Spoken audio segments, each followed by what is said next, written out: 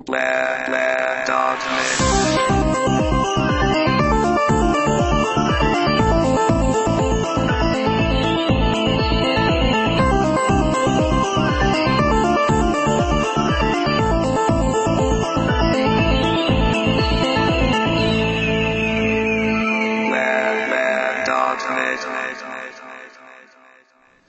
Bienvenue à Blabla.net, Mario Cardinal au micro. Troisième émission du mois de janvier 2005. Bonne année à tous nos auditeurs. Bonne année 2005. Succès dans les projets informatiques que vous allez entreprendre. Bonsoir Eric. Bonsoir Mario et bonne année à toi aussi. Merci bien.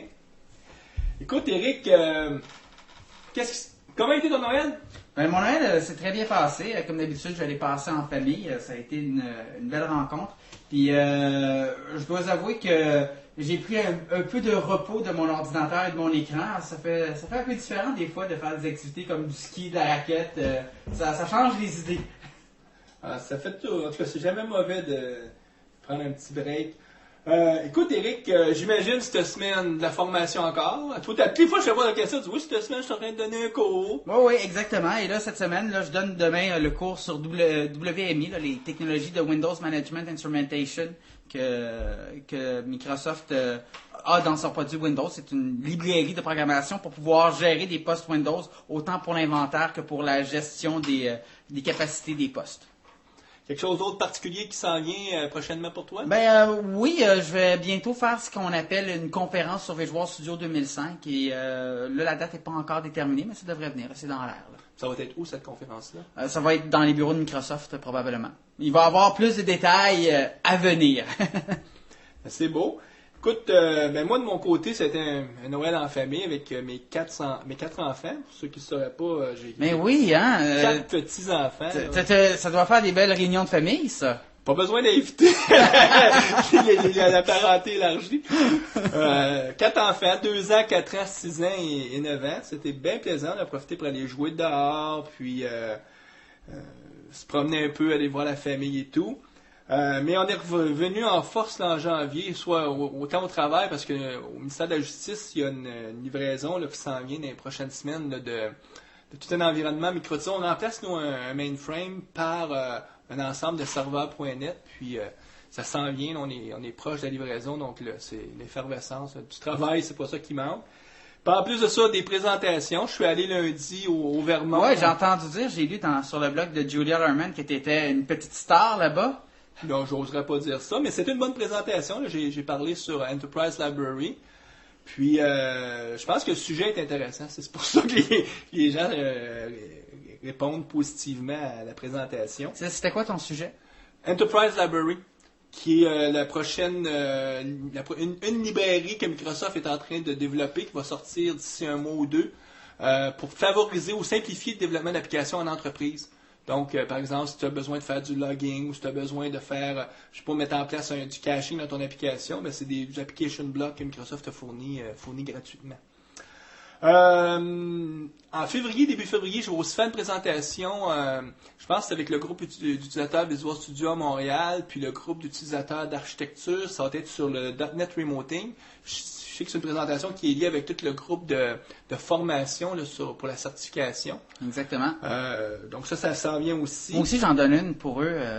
Moi aussi, je pense que c'est à la fin janvier ou début février. Ça va être justement, moi, sur ce qu'on appelle toute l'infrastructure d'instrumentation. C'est-à-dire, donc le tracing, ces choses-là. Le tracing, le logging, ainsi de suite. Ouais. Donc, vois-tu, moi, ça va être sur le .NET Remoting. Notre invité. Bien, bonsoir Étienne. Étienne Tremblay. Mario. Bonsoir Mario. Bonsoir Eric. Bonsoir. Écoute, actuellement, ce qu'on fait, c'est on lit la biographie de notre invité pour situer un peu pour nos auditeurs qui tu es. Puis, donc, allons-y. Donc, Étienne, tu es l'architecte senior dans le groupe Next Generation Technology and Architecture chez la firme EDS. Étienne, il faut que je dise, c'est vraiment cool comme nom, hein? Qu'est-ce que c'est ce groupe-là, Next Generation Technology and Architecture? Alors, Mario, le groupe de Next Generation Technology and Architecture, c'est un peu le groupe de recherche et développement à l'intérieur d'EDS.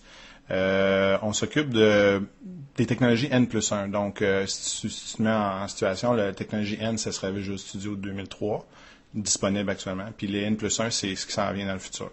Donc, Visual Studio 2005, entre autres. On fait aussi du Java, du mainframe, donc toutes ces technologies-là, mais qu'est-ce qui s'en vient dans ces technologies-là? Et toi, tu te spécialises juste sur Microsoft, si je comprends bien. Oui, absolument. Moi, mon rôle dans ce groupe-là, c'est de s'occuper du bien-être des développeurs. C'est-tu un groupe, une équipe qui est à Montréal? Absolument pas. C'est un groupe qui est disparate un peu partout dans le monde. J'ai une collègue en Australie, j'ai un collègue en Angleterre, 2 collègues à Winnipeg, moi à Montréal. C'est un peu disparate dans le monde, là. Mon groupe particulièrement. Avez-vous un pied à terre ou est-ce que vous travaillez ensemble ou vous faites juste par télécommunication travailler ensemble? Une équipe virtuelle. C'est une équipe virtuelle, mais on se rencontre régulièrement à Seattle, à Redmond, en fait, chez Microsoft, parce que notre groupe à nous autres s'occupe donc des technologies N+1 de Microsoft. Donc, on se rencontre pour rencontrer les groupes de produits de Visual Studio. Donc, et tu vas chez Microsoft quoi, une fois par année? Non, je vais à peu près une fois par mois pour 5-6 jours. Là, Donc, tu passes une bonne semaine par mois chez Microsoft. Absolument. Puis le pourquoi tu es chez Microsoft pour prendre connaissance de la technologie? Ou? C'est sûrement pas pour la météo, hein? Non, il pleut pas mal à Seattle. En fait, je vais pour discuter avec les groupes de produits où est-ce qu'ils sont rendus dans le développement de Team System, et puis je leur donne du feedback sur mes tests qu'on fait à l'interne, nous, chez EDS, de Team System, pour voir si le produit rencontre les besoins de EDS en général et tout ça. Donc, je leur donne du feedback. OK. Je vais continuer ta biographie, si tu me permets. Donc, tu possèdes plus de 13 années d'expérience en conception d'applications d'entreprise. Donc, dans les secteurs manufacturiers et miniers, si je comprends bien. Donc, tu as développé des applications de réclamation, de supervision de mines, gestion des routes. Tu as utilisé les technologies du C++, C++ avec des architectures entières, du VB6 avec des COM. Puis, depuis les 4 dernières années, donc à partir de 2001, exclusivement .NET. Absolument. Depuis le bêta 1 du framework 1.0, je suis en .NET. Si je peux revenir en arrière, j'ai commencé ma carrière à Whitby, en Ontario, à travailler avec des mainframes, EasyTree, COBOL. C'était super agréable. J'ai ensuite... T'as l'air vraiment de t'ennuyer de cette époque-là? Je m'ennuie énormément. D'ailleurs, je ne le mets plus dans mon CV. Tu peux bien t'en douter pourquoi. Donc, je suis ensuite allé chez GM à Sainte-Thérèse, et puis j'ai fait des produits pas garantie, voyons. L'assurance qualité. L'assurance qualité sur les voitures là, qui passaient sur la ligne de montage. Et puis tout ça, c'était en Unix C à l'époque. J'avais même le tatou Unix, là, c'était Unix, il n'y avait pas d'autre chose. Ça, on parle quand même des années mid-90, là. Avant que Windows 95 sorte, par exemple. Et puis, après ça, je suis tombé dans les technologies Microsoft avec la mine, là, chez Inco, une minière en Ontario, où est-ce on parlait avec des équipements souterrains, là, il y avait de la réfraction dans les murs de mine, tout ça, c'était assez agréable. C'était tout avec DCOM, tout ça, là, c'était pas mal super. Puis, depuis 2001, donc, exclusivement .NET, là, j'ai fait des portails, j'ai fait toutes sortes de sites là, pour différents clients, là, dont un portail pour un client qui s'appelle Safety Clean. C'est un portail de gestion des routes. Donc, tu parles de gestion des routes. Là, c'était pour que les camionneurs, par exemple, ils sachent où aller. Là. C'est un peu comme à la MapPoint, si tu veux. Là. Mais là, il dit qu'il faut qu'ils aillent faire de la maintenance sur une machine à telle place. Donc, c'était une intégration entre G2E puis .NET. Là. C'était assez... Le sujet que tu vas aborder pour nous ce soir, c'est Team System? Absolument. Ça, c'est tout un produit, Team System. C'est quoi exactement? C'est le système d'équipe? C'est absolument le système d'équipe. L'introduction de Microsoft dans le marché de la gestion de tout ce qui entoure le développement. Donc, pas nécessairement... comme on le sait, Microsoft est très, très bon avec les outils de développement.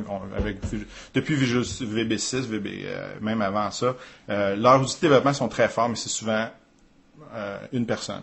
Donc là, ils se sont rendus compte que souvent, le monde travaille en équipe. Donc, ça serait intéressant faire comment on fait la gestion d'une équipe de développement et non pas juste un développeur. Je vais t'arrêter là-dessus parce que avant qu'on embarque dans le vif du sujet et qu'on parle en long et en large de Team System, nous, on a une chronique qu'on fait tous les mois, qui sont les nouvelles du mois. Donc, on va faire le pont avec notre petit thème musical.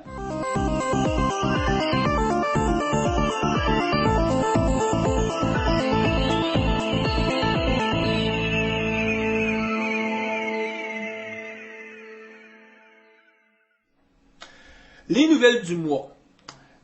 Écoutez, avant de faire les nouvelles du mois, il y a une chose qu'il faut annoncer. Le mois dernier, Guy Barrette, qui était notre invité, nous a gracieusement offert une copie du produit VSTO pour Office 2003. Puis on avait annoncé à cette émission-là qu'on ferait le tirage à partir des gens qui s'inscriraient sur le site de blabla.net. Il y a un endroit où est-ce qu'on peut s'inscrire pour être notifié. On a plusieurs personnes qui sont venues s'inscrire, puis on peut annoncer que le gagnant, que je vais contacter par email, puis lui transmettre la copie. Donc le gagnant, je vais juste dire son nom de code, puis lui va probablement se reconnaître, c'est Mir C'est Tout. Donc c'est notre gagnant pour le tirage. Mais bravo Amir. Bravo Mir. Bravo. Puis en passant, parlant de tirage, le mois prochain, il y a un autre tirage où est-ce que là, je vais donner mes 4 livres de formation pour la préparation de la certification, comme j'avais annoncé à la première émission du mois de novembre.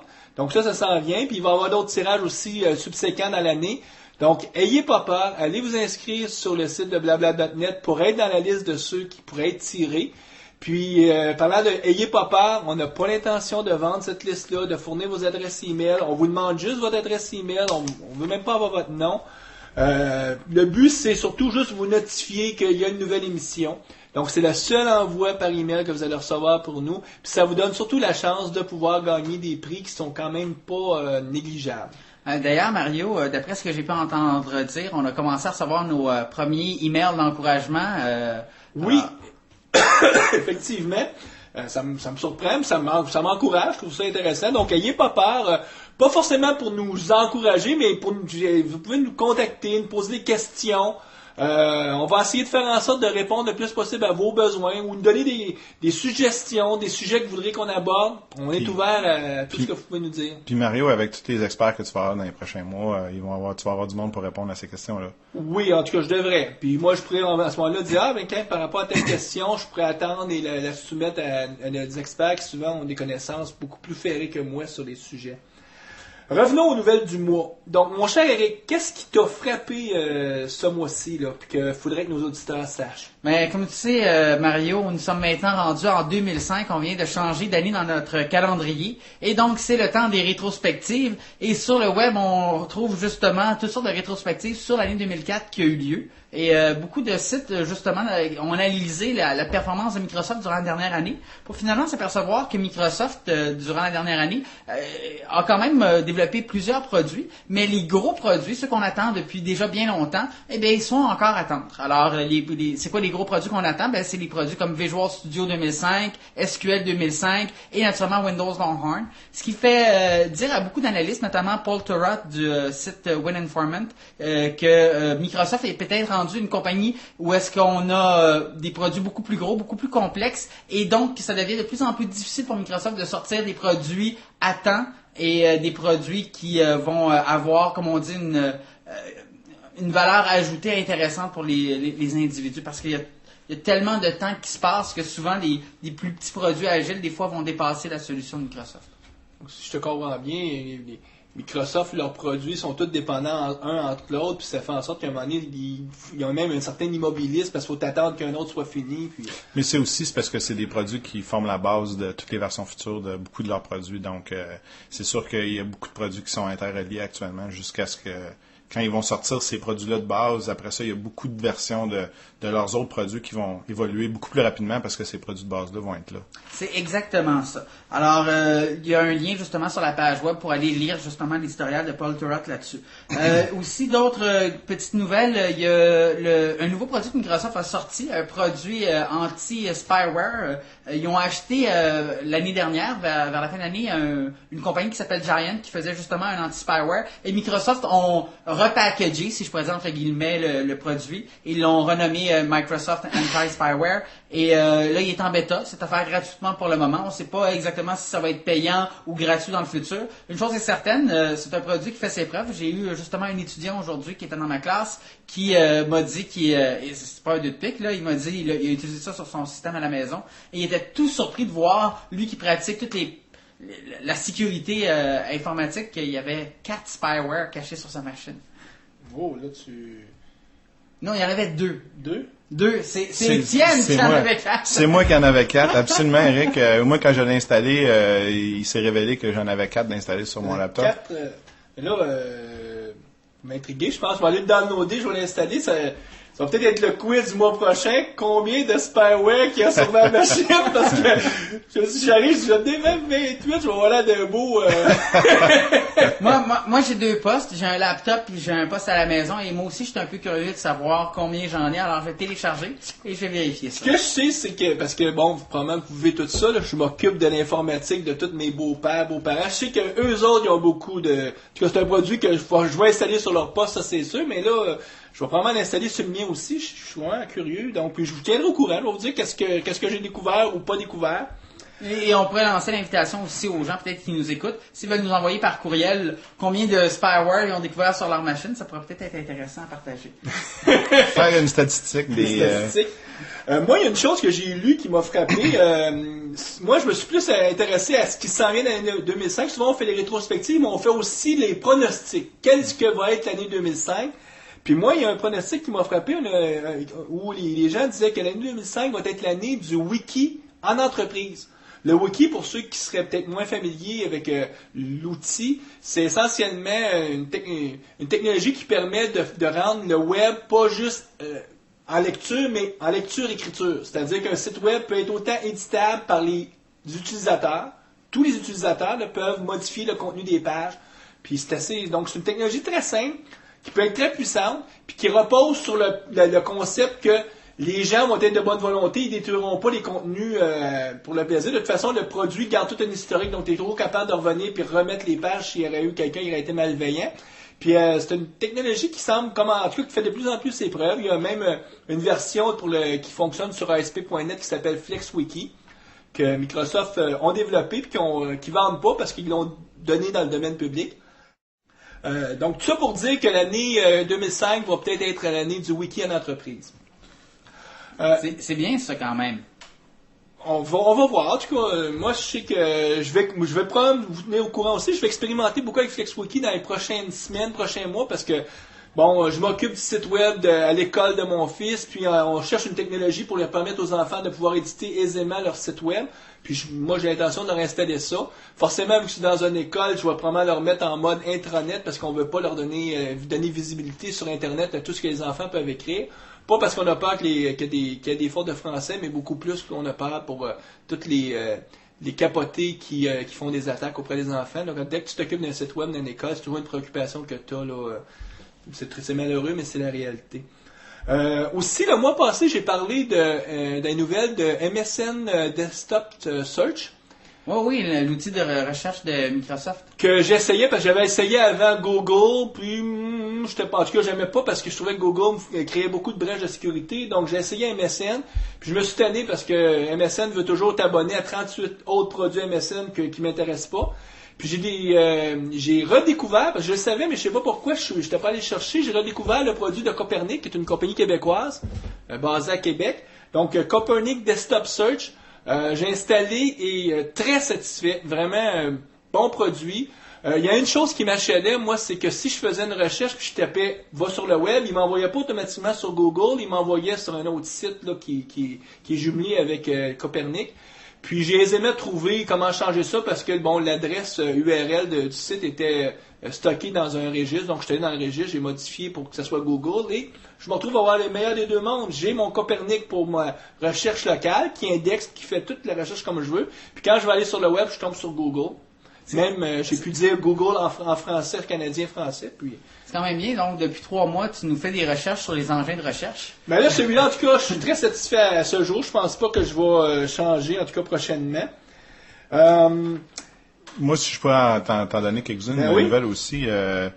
qui est plus proche de mon cœur, effectivement, en fait, c'est que le Customer Technology Preview de Visual Studio 2005 du mois de décembre est sorti là, vers la mi-décembre à peu près. Là.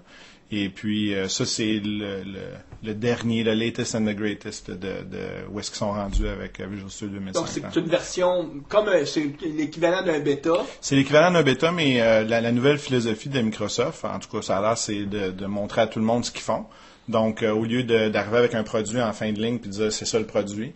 Donc là, il y a des builds, je sais pas le mot. Des versions intérimaires. Des versions intérimaires, c'est ça, effectivement, qui sortent aux 2 mois. Ils changent entre un mois c'est les produits Express, l'autre mois c'est les produits Visual Studio. Puis ils changent comme ça, puis ils nous donnent des versions à la communauté où est-ce qu'on peut l'essayer puis regarder qu'est-ce que ça donne.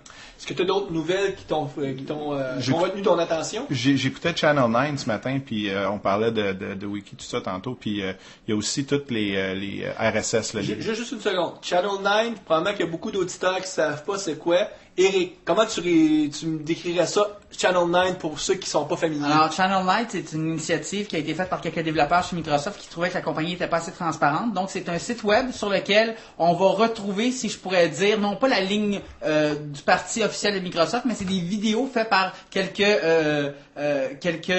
personnes à l'interne de Microsoft, des vidéos de développeurs qui sont en train de développer les nouveaux produits, les nouvelles générations de plateformes. Donc, Channel 9, c'est un peu comme une fenêtre sur qu'est-ce qui se passe à l'intérieur chez Microsoft. Donc là, toi, tu étais là-dessus ce matin? J'étais là-dessus parce que je suis abonné au feed RSS, là, au lien RSS. Puis là, je regarde ceux qui traitent sur Team System, évidemment.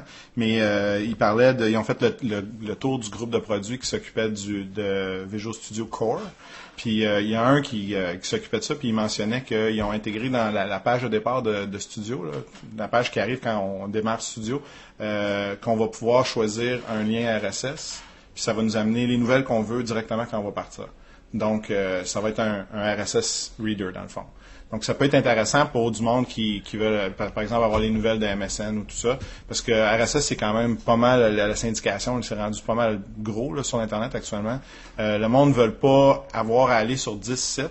Ils veulent qu'il y ait un endroit que les 10 sites amènent leur info là, puis ils peuvent l'avoir directement. D'après ce que j'ai entendu dire, en fait, même, on commence à avoir même apparemment des problèmes de trafic parce que RSS commence à prendre de plus en plus de bandes passantes. En général sur Internet. Ben, c'est important quand tu as ton agrégateur, là, que tu le configures pas qu'il aille voir tous les 5 minutes sur le site parce que là, tu utilises la bande passante du serveur. Absolument.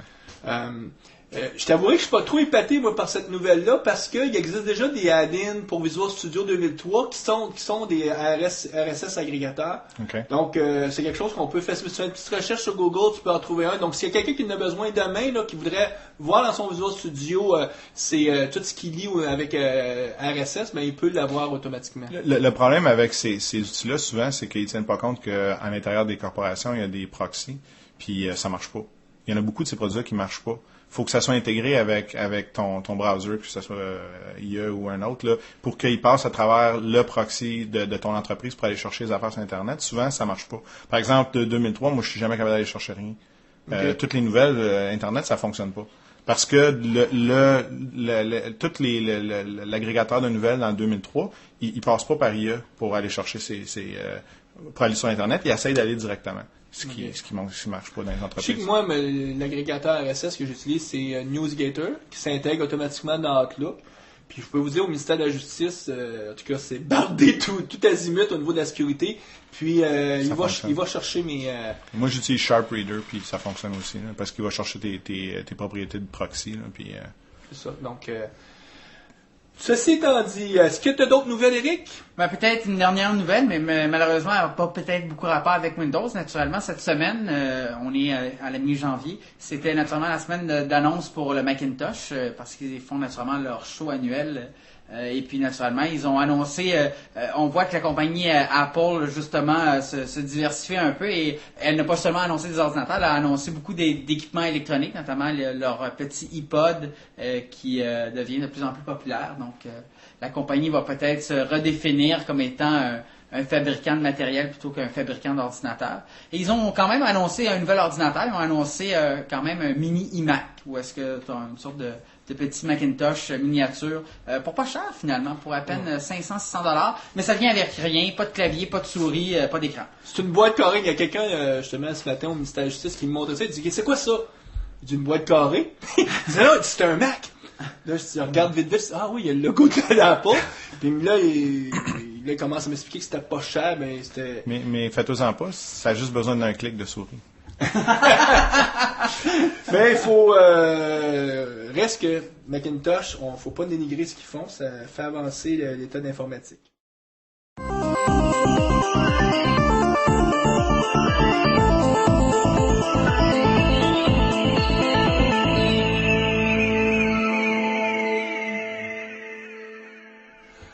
On est de retour pour le cœur de notre entrevue, parler de ton sujet, Étienne, Team System. Absolument. Donc, l'entrée de jeu, ce que je vais te demander, c'est comment tu pourrais, vite, nous expliquer qu'est-ce que c'est Team System? Un Team System, en pas beaucoup de mots, là, ça pourrait se résumer à dire que c'est tous les outils périphériques au développement, mais qui ne sont pas nécessairement les outils de développement comme tels. Donc, Studio 2005, quand il va sortir, quand on parle de Studio 2005, on parle du mot-clé qui est sur Internet qui s'appelle Whitby. Quand on réfère à ça, c'est vraiment les outils avec les langages. Attends, je veux bien te comprendre. C'est-à-dire que, est-ce qu'il va falloir acheter à côté Visual Studio 2005, dans une boîte, là, mettons, on sait qu'on n'achète plus dans une boîte, mais juste faire une image. Puis après ça, si je vais avoir Team System, c'est quelque chose d'autre que je vais acheter aussi, puis que je vais installer, qui va venir tout bonifier mon Visual Studio. Un gros add-on? C'est un gros add-on, oui. Puis ça va me permettre de parler un peu des différentes versions de Studio qui s'en viennent, parce que c'est pas mal nébuleux actuellement. Microsoft s'en va dans beaucoup de directions par rapport à quels produits vont sortir, comment ils vont les sortir. Donc, il y a 4 éditions qu'il va y avoir. Il y a l'édition Express, l'édition Standard, l'édition Pro, puis l'édition Team. Mais l'édition Team, ça veut dire que ça inclut un Visual Studio. Absolument. Donc, si on part avec l'édition Express, c'est vraiment des versions ciblées à une version Express VB, une version Express C#. Donc, c'est vraiment langage. Ils vont supporter IntelliSense, ce qu'ils ne faisaient pas dans le WebMatrix, qui était un peu l'équivalent des produits Express. Puis c'est vraiment des designers pour Windows ou pour le web. Donc, toute la suite des produits Express, c'est vraiment des produits d'entrée pour les gens qui sont plus, peut-être pas des professionnels, mais des hobbyistes ou du monde qui commence la programmation. Des étudiants, entre autres. Okay. C'est ça, absolument. Donc, il y a cette ligne de produits-là qui se vendra sûrement pas cher, j'imagine. Ils les donnent, je pense. Ils vont les donner? Je suis presque sûr qu'ils les donnent, les versions Express. C'est une bonne nouvelle. Moi, j'avais entendu dire qu'elle allait les vendre pas cher, mais là, si les donnent... On va parler de 9,95$ pour la ça version... Ça se peut. Écoute, prenez pas ce que je vous dis pour du cash. Moi, ils donnaient ASP WebMatrix, ils le donnaient. Donc, j'ai assumé que les produits Express, Moi, j'avais entendu dire que ça allait être environ le même prix que Doom 3. C'est-à-dire $59. Après ça, c'est la version standard. Donc, qu'est-ce qui différencie... La version standard, ça prend ce qu'il y a dans Express, évidemment. Et puis, là, on rajoute accès aux données remote, donc lointaines, j'allais dire. Puis développement pour les bidules mobiles, donc le PC, les téléphones. Donc, une version de produit qui va viser beaucoup les gens qui font du développement pour un département, par exemple. Ouais, puis ça va être donc évidemment ou pour la PME. Ou pour la PME, c'est ça. L'édition Pro, là, on commence à rentrer plus dans les entreprises. Là, ça fait évidemment tout ce que Express et Standard fait, plus ça fait du développement pour les serveurs. Ça fait du développement qui va cibler SQL Server 2005. OK? Puis, tu peux mettre un add-in pour faire du VSTO. Ça va pas venir avec. OK? Ça va être un add-in pour faire du Visto. Visto, qu'on a parlé le mois passé, qui est tout ce qui est développé des applications absolument. pour Visual Office 2005. C'est-à-dire, en plein ça, Mario. Puis, ça veut dire aussi que faut que tu ailles l'édition Pro minimum pour pouvoir travailler avec Visto. OK. Ensuite, il y a l'édition Team. Puis l'édition Team est séparée en 4, en fait. Il y a une édition architecte, il y a une édition développeur, il y a une édition test, puis il y a une édition qui fait toute la gang. Okay. Puis pour faire, tu choisisses laquelle des éditions tu veux installer sur ton poste. Ça c'est assez compliqué. On rentre pas là-dedans. Là. C'est comment MSDN va donner le choix que tu vas avoir. Tout ça, c'est. Puis juste, est-ce que le produit Team System, on s'entend, là, c'est des produits haut de gamme pour les développeurs d'entreprise? On parle-tu d'un produit qui va être quand même très abordable à quelques centaines de dollars, ou on parle d'un produit qui va être très dispendieux? Moi, je rentrerai pas dans les prix parce que je le sais pas, mais ce que j'ai entendu, c'est que ça va être le même prix que l'édition Enterprise Architect qu'on a actuellement. Ça va être l'équivalent. Donc, tu vas payer ce prix-là pour avoir la version développeur. Aujourd'hui, ça vend à quoi à peu près? Ben, ça se vend plus que 1000 $, en gros. C'est ça. Voilà, Microsoft, comme tu sais, leur gamme de prix, ça varie beaucoup dépendant de la taille de l'entreprise, ainsi de suite. Ce qu'il faut comprendre, c'est que ma compréhension à moi, c'est que Team Systems, c'est vraiment un produit qui va compétitionner des produits haut de gamme, soit la suite IBM ou la suite de Borland. Ce que souvent, dans l'industrie, ils vont appeler le Life Cycle Tool, donc les outils pour le cycle de vie complet. Les outils le mot, là, c'est Configuration Management. Donc, le mot anglais, là, c'est ce que je te disais. Donc, c'est tout l'ensemble des produits. Donc, si on revient à Team System comme tel, ben, c'est vraiment, encore tout ce qu'on a vu avant. Donc, l'édition Pro, OK, de base. Puis là, on rajoute toutes les choses qui sont périphériques, les tests unitaires, les tests de performance, l'analyse statique de code, gestion des sources, mais au lieu d'utiliser Visual Source Save, ils ont fait une nouvelle version d'entreprise maintenant. Donc, il y a un gestionnaire de code source absolument nouveau là-dedans. Nouveau. Il y a des portails d'équipe qui est basé sur WSS. Il y a la gestion des systèmes de travail. WSS étant le web... Windows SharePoint Services, qui est la version gratuite, que quand tu as Windows 2003, tu peux le télécharger puis l'installer. Ça, c'est la version gratuite. Là, il y a SharePoint Portal Server, qui est SPS. Ça, c'est par-dessus. Version haut de gamme. C'est ça, exactement. C'est plus pour des portails. Donc, c'est pas vraiment des sites d'équipe. Donc, ce qui vient là-dedans, c'est vraiment, tu vas pouvoir faire des portails pour tes développeurs. Il y a tout, il va y avoir probablement des gabarits et tout, tu as déjà fait pour toi. Mais tu ne pourras pas te servir de ce produit-là pour faire un portail d'entreprise. Non. On s'entend. Absolument. Okay. Après ça, tu as la gestion des systèmes de travail, comme des bugs, des tâches, des scénarios, la qualité de service. Puis il y a une forte intégration avec la nouvelle Microsoft Solution Framework, donc le framework. Le processus. Le processus de Microsoft, donc qui est vraiment fort et intégré dans le produit. Donc attends, là, si je comprends bien, là. Est-ce qu'on a fini? Non, il y en a d'autres. On va juste finir un script et on va revenir. Il y en a encore de base? Oui, de base, de nouveautés. Il y a maintenant fait un nouveau serveur de construction, un build server qu'il appelle, qui est à part, mais qu'à travers ton team system, tu vas pouvoir céduler des jobs de construction et tout ça. Il y a un entrepôt de données. Donc, il va faire la gestion de toutes les données, puis qu'il va produire des rapports au lab. Donc, de combien de bugs tu as réglé dans ton mois, par exemple, tout ça. C'est un entrepôt de données sur toute l'information que tu ramasses dans ton cycle de développement. Dans ton team system, exact. Puis là, tu as les outils de construction d'applications visuelles. Donc, l'ancien Whitehorse, là, c'est pas l'ancien, en fait, c'est Whitehorse. Donc, tu peux construire visuellement tes applications. Ça s'appelait comme nom de code à l'origine Whitehorse. Absolument. Donc, c'est des outils de modélisation. Donc, tu pars avec un tableau blanc, puis tu dragues des composantes, puis là, tu dis, génère-moi un site de base, et puis ton site est généré. Puis tu as les outils de construction de classe visuelle aussi. Donc, encore, tu pars avec un tableau blanc, tu dragues une classe, puis tu dis, je vais avoir telle méthode, je vais avoir telle propriété. C'est des outils qui s'adressent beaucoup plus aux architectes. On va en parler plus en détail tout à l'heure. Donc ça couvre tout l'environnement Team System. Okay. Donc, si je reviens à ma question, il me semble qu'il y a beaucoup des choses qui sont là que c'est des compagnies tiers parties qu'aujourd'hui vendaient ça. Que ce soit, par exemple, des gestionnaires de code source, que ce soit des produits pour faire le suivi des bugs. On avait l'habitude, quand on partait un projet, il fallait tout décider. On s'en va prendre tel produit. Puis on y allait souvent, on faisait une analyse, qu'est-ce qui existe sur le marché, puis selon nos budgets, puis selon nos requis, on achetait tel produit. Puis là, on se faisait toute une suite de produits, puis on disait, bon, avec ça, je vais être capable de faire mon projet. Ouais, on avait vraiment une liste d'épicerie. Si je comprends bien, avec Team System, toute la panoplie de ce que tu aurais besoin, ça vient avec le produit. Ça vient avec le produit. Donc, théoriquement, tu ne pourrais pas acheter aucun produit d'un tiers parti, puis juste prendre ça. Puis là, on s'entend, c'est la version 1. Ouais. C'est la version 1 de Team System. Donc, ils ont le dos large, comme on dit Microsoft. Ils ont pris 9, j'en ai nommé 9, 9 catégories qui ont dit ça, c'est dans un projet de développement d'équipe, ces 9 choses-là sont importantes pour une équipe au complet pour faire un produit fini et mature. On a besoin de ces 9 catégories-là. Là, on fait une version 1 de toutes ces choses-là. Puis on dit qu'on va tout intégrer, parce que intégration de tous ces produits-là dans le shell de Visual Studio, dans le fond.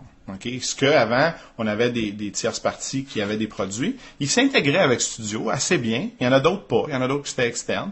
Mais là, tout va être intégré, évidemment, dans le produit. Moi, ce que j'ai compris, c'est que tes produits actuels que des compagnies font, ils s'intègrent dans Visual Studio, c'est juste les données sont pas échangeables. Donc, si tu avais, par exemple, des informations dans ton gestionnaire de code source ou des informations sur ton suivi des bugs, tu vas pouvoir faire des liens aisés entre ce bug-là, ou en tout cas, il y avait toujours des solutions, mais très propriétaires, puis pas intégrées. Absolument. Il fallait toujours monter nos propres web services pour que les systèmes se parlent. C'est ça, absolument, Eric. Puis c'est le but encore, comme je disais, donc de l'intégration, c'est que, par exemple, pour faire des archivages de sources, des check-in qu'on appelle, tu peux mettre des politiques. Donc, tu peux dire, si tu fais pas une analyse de code statique, tu peux pas faire un archive de ton code.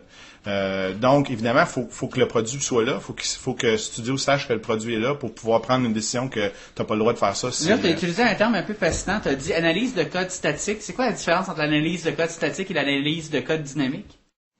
Alors, Microsoft, ils ont acheté deux produits à l'époque qui étaient Prefast puis FXCop. Puis Préface, ça utilise, c'est plus pour du C++, puis c'est ça l'analyse de code dynamique, c'est qu'ils font rouler ton code, puis là, en s'exécutant, ils trouvent des endroits où il y a des fuites de mémoire, où est-ce qu'il y a des potentiels de crash, tout ça, puis ils te l'indiquent de façon visuelle. Donc, tu peux voir, là, c'est tout coloré là, dans ton code. Puis le FXCop, c'est plus un produit statique. Donc, quand je dis statique, c'est que il passe à travers ton code, il cherche des mots-clés, il cherche des choses comme des concaténations en plus égales de string, là, par exemple, qui est très, très mauvais pour le garbage collector, tout ça. Donc, il dit, hey, tu devrais utiliser String Builder. Là, qui est la bonne pratique. Qui est plus efficace. Là. Donc, en bref, il y en a un qui analyse le code et l'autre qui analyse le code en exécutant. C'est ça. OK. Moi, je vais revenir sur une chose que tu as dit. Tu parlais que quand les gens vont voir faire un check-in, il va falloir qu'on pourrait obliger, par exemple, dans le processus, qu'il doit avoir justement une analyse de code statique avec FXCop qui doit être faite. Donc, moi, ce qui me frappe là-dedans, c'est plus juste une suite d'outils, c'est aussi un présupposé du comment le processus de développement doit se faire. Absolument. C'est tout le procédé donc de MSF 4.0 est vraiment imbriqué dans Team System. Là, tu parles d'MSF 4.0. Donc, MSF, ça veut dire Microsoft Solution Framework. Un mot de 3 lettres. Un autre. Un autre. Puis, tu dis version 4. Donc, moi, je sais que MSF existe depuis plusieurs années. Microsoft ne l'a jamais promu comme étant un processus. Ils ont toujours dit que c'est des guidelines sur comment on devrait bien faire nos projets de développement de logiciels. Mais là, toi, ce que tu nous dis, c'est qu'à partir de 4.0, c'est maintenant un processus. Puis c'est le processus sur lequel Team System va se baser pour être capable de pouvoir offrir une suite intégrée. Absolument. Puis si je comprends bien, c'est la raison probablement pourquoi Microsoft a décidé de ne pas faire affaire avec des tiers parties puis ont décidé de développer eux-mêmes. C'est qu'il aurait fallu qu'ils forcent toutes les tiers parties à s'entendre sur un processus. Ce qui est à peu près, c'est la tour de Babel, les processus. C'est impossible. Donc, c'est comme, ils se sont dit, on va s'éviter ce problème-là. Nous, chez Microsoft, on va s'entendre sur un processus, c'est celui-là qu'on va faire. Absolument. Puis, il y a aussi l'aspect des schémas de données. Donc, entre ces produits-là, comme c'est Microsoft qui les fait, ben, le schéma des données est le même. Donc, ça peut s'entreposer dans leur entrepôt de données pour faire toutes les choses qu'ils veulent faire avec ça. Les rapports de bugs et de tracking de tout ce qui se passe dans un projet de développement. OK. Moi, je voudrais prendre un autre axe maintenant pour essayer de présenter Team System. J'ai lu quelque part 3 raisons qui avaient motivé Microsoft à développer Team System. Je voudrais reprendre ces 3 raisons-là pour en discuter avec toi puis voir quels sont les produits ou les sous-ensembles que Microsoft a produits pour répondre à ça. Une des premières raisons qui semblerait que poussé Microsoft à développer Team System, c'est la communication entre l'équipe. Premièrement, c'est plus du développement individuel, c'est une équipe, puis il y a une problématique de communication. Puis donc, Team System est supposé de solutionner ça. Dans quelle mesure? Quels sont les outils qui solutionnent ça? Donc, Team System, c'est 2 portions. On n'en a pas parlé tantôt, là, mais c'est 2 portions. Il y a une portion serveur, qui est TFS, qui est le Team Foundation Server. Okay? Puis, tu as la portion client, qui est toutes les différentes versions, là, développeurs, architectes et tests. Et puis, donc, la version client, elle s'intègre avec la version serveur, tout l'entrepôt de données, les items les systèmes de travail. Les systèmes de travail. Le concept de portail, c'est hébergé. La gestion des codes sources est vraiment hébergée sur le serveur. Absolument. Et puis, ce qui arrive, c'est que c'est accessible à travers des serveurs, des web services, des services web, voilà. Et puis un API. Donc, les clients parlent à un API pour parler au serveur Team System. Donc, essentiellement, des tierces parties peuvent se servir de ce API-là pour storer leurs données dans Donc, l'approche, la solution que Microsoft ont promu pour favoriser la communication, c'est de déposer tout dans un serveur. Absolument. Puis de faire en sorte que le serveur puisse parler avec les clients qui sont essentiellement les 28 000 copies que une compagnie. Non, il n'y a pas 28 000 personnes dans un projet, mais mettons une équipe de 10, mais chacun va toujours parler à ce serveur-là, puis pouvoir à ce moment-là échanger l'information. Puis l'idée, c'est que donc la communication, si on revient à la communication, c'est important que le serveur, si tu veux, soit accessible rapidement et pas que tu n'aies pas besoin d'avoir un client là pris qui est à travers un réseau, c'est en arrière d'un firewall, tout ça, tu peux donc hoster ton serveur sur l'internet puis que tes clients parlent à ton côté serveur. Donc vu qu'ils utilisent des protocoles internet, ça permet aussi aux équipes distribuées de travailler aisément. Absolument. Puis il y a une autre version que j'ai pas parlé tantôt, mais qu'ils vont faire pour les Project Manager, t'as pas besoin d'installer Studio pour créer des items de travail, tout ça. Puis il va avoir l'intégration avec Project et Office et tout ça. Donc en gros, pour les gestionnaires de projet, eux, ils vont juste avoir des add-in Office installés, pas besoin d'installer Visual Studio. C'est ça.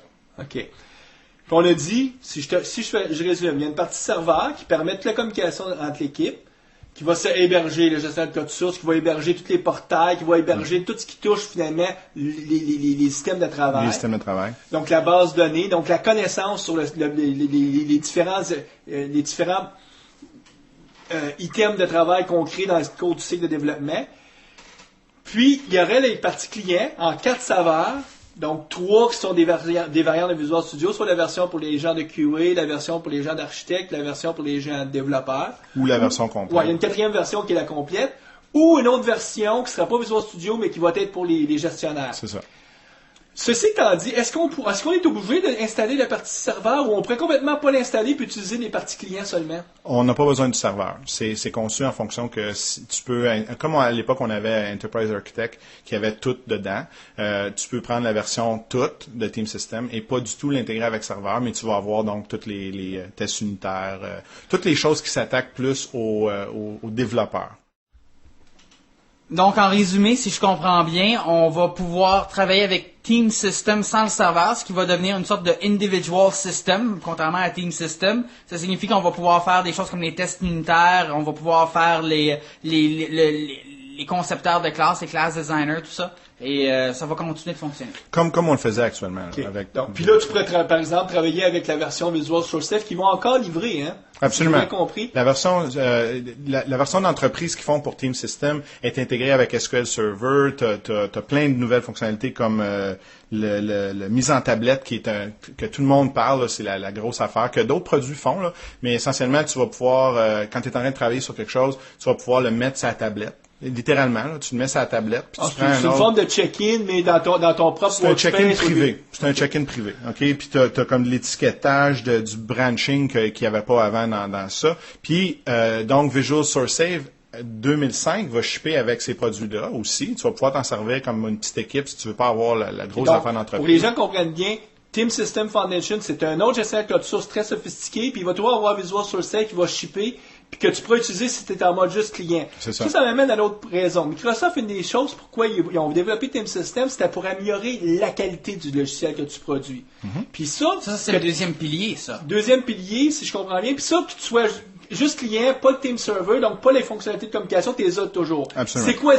C'est quoi ces fonctionnalités-là qu'on t'offre? Puis ces fonctionnalités-là, on s'entend, ils viennent juste dans la version Team. Okay. Ils viennent pas dans la version Pro, c'est des fonctionnalités qui viennent dans la version Team. Puis sont séparés là.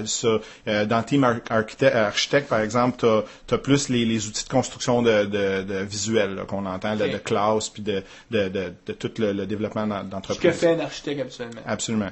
Puis il y en a qui se recoupent, comme la création de classe va tomber dans Team Developer aussi. Puis tu vas avoir, par exemple, des tests unitaires, des tests de performance, l'analyse statique dynamique qu'on parlait tout à l'heure. Tu vas avoir... Donc, différentes fonctionnalités qui vont être plus pour les gens de QA, par exemple, d'assurance qualité, qu'eux autres, dans leur version, ont plus ces fonctionnalités-là. C'est ça. Exactement. Donc c'est ça. Le monde de QA, ça va être comme vraiment les tests unitaires, les scénarios. Mais là, les tests unitaires, j'espère que les développeurs ont accès aussi. Absolument. Parce que, en théorie, c'est plus eux. Si on fait ça chapeaute, tu as des fonctionnalités qui sont dans 2 versions, puis tu as d'autres fonctionnalités qui sont dans d'autres versions. Mais comme par exemple, l'architecte, il n'a pas accès. Juste la version architecte n'a pas accès à rien par rapport aux tests unitaires. C'est vraiment dans développeur puis dans test. OK? Donc, évidemment, si tu as la version Team Suite qui appelle, là, tu as... La version globale, tu vas avoir. J'ai l'impression que c'est ça que beaucoup de monde vont voir installer. En tout cas, moi, si j'étais un architecte, je voudrais pas avoir la version architecte. Donc, je te comprends. On vient de dire qu'une des raisons, c'était... donc, ils ont mis en place beaucoup d'outils pour améliorer la qualité, dont, entre autres, ceux des tests unitaires, qui est une si tu veux, une refonte de NUnit, parce qu'ils pouvaient pas... NUnit, je pense que c'est disponible dans le domaine public. Dans le domaine public, donc ils pouvaient pas prendre ça puis l'intégrer. Donc, ils ont pris les fonctionnalités d'NUnit puis ils les ont refaites dans le studio. Pour avoir vu ce que c'est, moi, quelqu'un qui connaît un peu NUnit va tomber dans l'autre, très aimé, comme un poisson dans l'eau, parce que ça se ressemble beaucoup. Dernier pilier sur lequel, pourquoi Microsoft avait développé Team System, c'était vraiment faire que la conception soit opérationnelle. C'est-à-dire que ton design que tu fais, que tu vas être capable de le déployer puis de le faire rouler dans ta shop. Surtout si tu es dans une entreprise, là, que tu n'arrives pas avec des problèmes. Oh, on n'avait pas vu qu'il y avait un firewall, puis là, ça marche pas. Donc, toute cette question-là de design, je pense que c'est surtout ce qu'adresse la version architecte en fournissant différents outils de modélisation. Est-ce que je me trompe? Non, tu te trompes pas, Mario. Puis, qu'est-ce qui arrive, c'est qu'il y a actuellement des standards sur l'Internet, je ne pourrais pas te le nommer, là, mais il y a des standards qui disent que tes outils comme MOM, Microsoft Operation Manager, et d'autres produits utilisent pour faire la discovery de serveurs sur leur réseau et tout ça. Donc, il y a je pense que c'est un schéma XML là, standard qui est utilisé. Donc, à travers Studio, à travers ces nouveaux outils-là pour l'architecte, tu vas pouvoir créer ton environnement. Dans la version 1, je pense pas que tu vas pouvoir faire du discovery, donc d'aller sniffer ton réseau, si tu veux, mais tu vas pouvoir créer ton réseau avec des boîtes. Tu vas draguer, ça c'est un serveur web, ça c'est un serveur... Donc, si je te suis bien, là, on sait qu'il y a 2 grandes catégories d'architectes. Tu as l'architecte d'infrastructure, donc les gens qui viennent plus avec un profil de système engineer puis qui ont évolué, donc des gens qui sont plus... En réseautique. Puis tu as le solution architect, la personne qui est plus, souvent on va dire ici, architecte organique, architecte applicatif. Donc la personne qui s'occupe plus de tout ce qui est comment on va construire nos applications, comment on va diviser. Le produit, ça, il va servir autant aux architectes d'infrastructure parce qu'ils vont pouvoir tout documenter leur infrastructure. Autant que les architectes de solutions, les autres, quand ils vont développer leur solution, vont pouvoir dire, je veux que ça roule sur cette infrastructure-là, puis il va tout de suite lui dire oui, non, ça marche pas, puis voici ce que tu dois changer. C'est en plein ça, Mario. Puis donc tu vas avoir tes architectes de réseautique qui vont faire un dessin du réseau. Ils vont dire ça c'est une zone que telle part est ouverte. Oui, ma DMZ, voilà. La zone démilitarisée. Tu vas pouvoir dire que ça prend absolument HTTPS, ça prend absolument le port 442 pour parler, etc. Puis après ça, de l'autre côté, les développeurs ou les architectes de système, eux, vont dire bon ben mon application c'est un serveur web, il y a un service web, il y a une base de données. Puis là, toutes ces affaires-là, évidemment, se parlent ensemble. Puis tout ça, ça se design de façon visuelle. Puis là, après qu'on va l'avoir designé, notre application, de façon logique, mon portail ou mon client-facing site web, lui, il parle à un service web qui parle à la base de données avec des petits liens, tout ça. Encore une fois, on va pouvoir mettre des propriétés. Ça, c'est telle part qui parle à ça, de façon applicative. Puis après, on va faire un système qui appelle, donc on va draguer nos composantes de développement sur les composantes opérationnelles. Puis là, ça va nous dire, tu peux pas le faire parce que t'as pas le bon port ou t'as pas allumé Form-Based Authentication quand c'est ça qu'il fallait que t'ailles. Si je comprends bien, un coup que tu vas avoir tout défini ça va te générer un paquet de codes. Quasiment tout le code de base va être généré pour toi, puis il va te rester juste à rajouter le code. Tu vas pouvoir faire ce qu'on appelle un stub, là. Donc tu vas pouvoir générer ton site avec tes bonnes composantes aux bonnes places. Écoute, ça générera pas tes tables pour toi, là, mais ça va te dire, il y a une base de données là que tu accèdes, ça va te donner ta connexion à ta base de données si tu en as une, il va la mettre dans le web config pour toi. Puis en plus, ce que j'ai vu là, vite fait dans les bêtas, c'est que il fait du back-end. Resynchronise. Ouais, il resynchronise à l'inverse. Je sais pas l'amplitude de ça dans le produit final, comment ça va être, là, mais tu vas pouvoir ajouter comme des méthodes, par exemple, puis tu vas le voir dans ton schéma aussi. Donc, on vient de faire le tour des 3 piliers, ou en tout cas des 3 raisons. Tu as parlé du produit final. Est-ce que tu peux nous annoncer déjà qu'est-ce que tu connais comme version à venir? Parce qu'on parle qu'il y a comme une version intérimaire, il en sort à tous les mois, mais des versions importantes. Là. Y a-tu 1 ou 2 versions à venir avant que le produit final sorte? Moi, c'est sûr que le bêta 2 s'en vient. Je peux pas vraiment te donner de date, mais c'est février-mars. Moi, j'ai vu quelque part en mars. Ouais, j'ai vu là, que ça tourne autour de bientôt, en tout cas. Mars 2005, on s'en fait. Ce qu'il va y avoir dans le bêta 2, la grosse affaire avec le bêta 2, pourquoi tout le monde l'attend, c'est qu'il va y avoir un go live avec le bêta 2. Donc, on va pouvoir développer des applications et les mettre sur Internet. D'ailleurs, je vais décrire ce que c'est Go Live. Go Live, c'est une licence spéciale où est-ce que Microsoft nous donne la permission de pouvoir développer des solutions qui vont être vraiment mises en production. Contrairement à quand c'est juste un bêta, Microsoft va toujours te dire « je te supporte pas », mais si tu as un Go Live, ils vont te supporter. Ils vont te supporter jusqu'à un certain point. C'est ça. Puis ils vont sûrement donner d'autres Customer Technology Preview, des CTP, d'ici le RTM. Probablement, il faut s'attendre aux 7 versions. Moi, j'ai lu quelque part qu'au TechEd, donc en juin, que ce serait le dernier la livraison majeure, la dernière, avant d'arriver à la version finale qui va probablement être à l'automne, si je comprends bien. Moi, j'ai pas lu, là, mais c'est fort possible. Je serais pas surpris qu'ils fassent un autre CTP avant. Et naturellement, on serait non plus pas surpris si maintenant ça va plus loin que l'automne. On verra. Hey, c'est gros, hein? Il y a donc, beaucoup Étienne, si j'essaie de récapituler, si je t'ai bien compris, une des grandes parties des fonctionnalités, c'est pour favoriser la communication. Puis ça va se passer à travers une partie serveur qui s'appelle Team Foundation Server, qui héberge un paquet de technologies comme des générateurs de code source, comme des portails, mais donc aussi toute la partie gestion de projet. Puis cette partie-là va favoriser la communication. Absolument. Après ça, pour favoriser qu'on fasse du code de qualité, on a des outils comme des tests unitaires, des outils de profiling, d'analyse statique, par exemple avec FXCop. Puis il y a des outils pour faire des tests de load, de performance, différentes choses qui vont faire que tu peux améliorer la qualité de ton produit.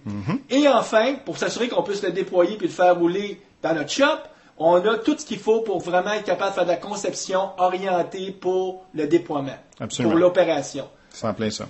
Donc ça résume le pourquoi de Team System, ça résume les fonctionnalités qui vont venir dans la version 1. Comme tu disais, version 1, on verra comment ça va prendre sur le marché.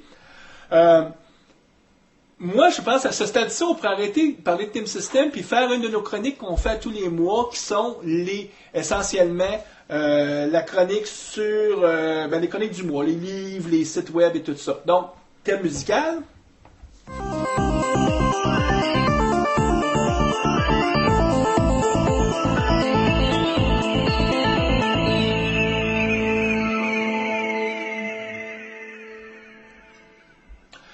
La première chronique du mois, c'est le livre. On demande souvent à notre invité de nous suggérer un livre qui touche l'informatique, qu'à son avis est un livre qu'on devrait lire, qu'on devrait prendre connaissance. Donc, je sais pas, Étienne, si tu as un livre à nous recommander. Ben, j'en ai 2, en fait. Un qui est plus programmation, puis l'autre qui est plus de perfectionnement personnel de soi, si tu veux. Le premier, c'est un Microsoft Press, c'est Security for Microsoft Visual Basic.net. Pourquoi celui-là, les concepts qu'il y a dans celui-là sont aussi bons pour C# que pour VB, là. C'est juste que par défaut, d'habitude, il y a beaucoup d'auteurs qui écrivent en VB parce que c'est plus facile à écrire, puis les concepts sont plus faciles à passer en VB qu'en C# des fois. Donc, celui-là, c'est pour VB, puis c'est vraiment, on le sait, là, que la sécurité Microsoft, il pousse ça ad nauseam, là. Donc, puis c'est pas mauvais parce que on n'en fait pas assez, malheureusement. Puis là-dedans, il t'explique là, comment faire l'authentification, la cryptographie, c'est quoi, le déploiement, secure, toutes ces choses-là. Donc, il y a beaucoup là, d'informations très pertinentes. Puis c'est souvent des petites rubriques assez rapidement. Là, tu peux lire une page, puis t'as cerné un concept là, qui est intéressant. Puis le deuxième, c'est un livre de Thierry Destresse qui s'appelle « Demain, je parle en public ». Parce que grâce à vous autres, j'ai commencé à parler plus dans des groupes comme le GUC. Donc c'est un livre pour aider à mieux parler en public. Mieux parler en public, gérer son track, gérer comment préparer une présentation pour que tu sois pas stressé quand tu vas la donner, tout ça. Puis c'est très bon pour des consultants, par exemple, qui vont aller parler à des clients, tu sais, parce que ça peut être du 1 à 1 comme du 1 à 50. Là. Donc il y a beaucoup de techniques là-dedans qui sont bien intéressantes là, pour du perfectionnement de soi. Merci. Les liens vont être sur notre site web. Moi, j'ai un livre que je pense qu'il serait d'appoint. On parle de Team System, on parle de tout ce qui entoure la création de code. Il y a un livre de Mike Gonderloy qui s'appelle Coder to Developer. Donc, comment évoluer de codeur à développeur, qui explique justement qu'est-ce que c'est les tests unitaires, puis différents outils qui existent aujourd'hui dans le domaine public, qu'on peut installer sur notre Visual Studio 2003, puis déjà se familiariser avec toutes ces approches-là qu'on va retrouver tout à l'heure dans Team System. Est-ce que tu aurais un site web ou un blog que tu nous recommanderais aussi? Mais écoute, moi, je peux pas passer à côté. J'ai écouté vos deux autres que vous avez parlé, puis il y a personne qui a parlé de Google, mais Google, c'est la place à aller quand on a n'importe quel problème. Je peux pas le dire assez. Même à l'interne, il y a du monde qui pense même pas d'aller sur Google pour à l'interne d'EDF, je parle, pour aller trouver des réponses à des questions. C'est tellement facile. Tu vas sur Google, tu poses ta question, le nom de ta méthode de .NET, quelque chose, puis il t'amène 1000 sites sur comment le faire, puis il y a l'autre aspect de Google qui est les Google Groups, parce que Google, bon, ça va chercher des sites d'entreprise, MSDN, tout ça, mais ça va pas nécessairement chercher des petites affaires, là, des petits, moi ce que j'appelle des pépites d'or, parce que souvent, c'est tout bien casé sur les gros sites communs, mais quand tu as quelqu'un qui l'a fait, là, qui a vécu le problème, qui a sué la sueur de son front, là, puis là, il te donne là, en 10 lignes comment faire pour résoudre ton problème, là, ça vaut de l'or. Okay? Fait que les MSD, les Google Groups, c'est juste un onglet en haut là, de ta barre quand tu arrives sur Google qui dit voler un groupe au lieu de sur le web, puis tu as beaucoup de réponses à tes questions là-dedans. OK. Moi, j'ai un blog cette semaine, comme je vous ai dit lundi, je suis allé présenter au Vermont à Burlington, au groupe utilisateur qui est dirigé par Julia Lerman, qui est quelqu'un de bien connu dans la communauté .NET. Je crois qu'elle a le blog le plus prolifique. En tout cas, elle a beaucoup lu. Hein, ouais. Mais c'est surtout un blog intéressant parce que si vous voulez savoir les nouvelles puis pas manquer de quoi, c'est sûr que Julia Lerman va le dire. Elle écrit au moins 6 posts par jour. Je sais pas où elle trouve le temps pour faire ça. Puis des posts toujours pertinents, c'est-à-dire il y a telle affaire qui vient de sortir. Donc en lisant ça, tu trouves à peu près ce qu'il faut savoir là. Donc je vais mettre le lien sur le blog de Julia Lerman. Je sais pas, Eric, si toi c'était quelque chose que tu voulais rajouter. Non, pas ce mois-ci. Je fais chou gras, alors non, je vais passer mon tour. Peut-être en terminer un outil, Étienne? Un outil que vous pouvez utiliser actuellement qui va vous positionner pour justement Visual Studio 2005, c'est FXCOP. On en a parlé tantôt quand on parlait de l'analyse statique.